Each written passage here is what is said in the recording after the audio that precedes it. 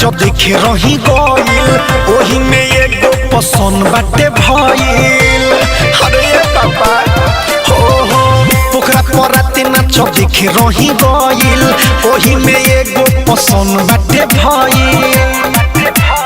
आवता अगुआ तो फिरी के जता हार बनी देखा के हाथ पंडा से लड़की न मिलो तो हवा ये पापा तो शादी करा दो लवंडा से। लड़की न मिलो तो हवा ये पापा तो शादी करा दो लवंडा से। डीजे मनीष रक्सौल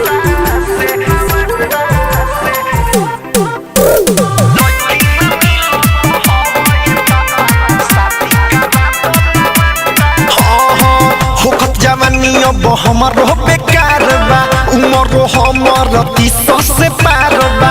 देखी देखी दोस्तवा मजा कुरावे कहेला कहन का समाचार बा। का कोही होखत जवानी अब हमारो बेकार बा उमरो हमर 30 से पार बा।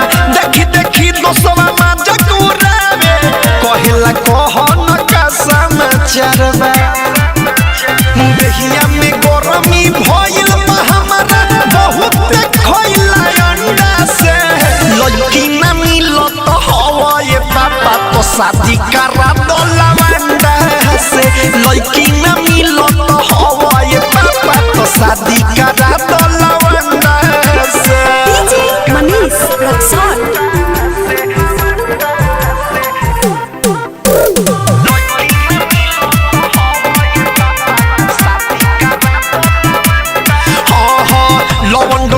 लड़की से झकास हो चेक कइले बानी जाके ओकरा पास हो।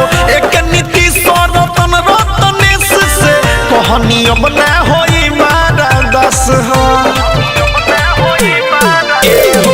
लवंडो लागे लड़की से झकास हो चेक कइले बानी जाके ओकरा पास हो।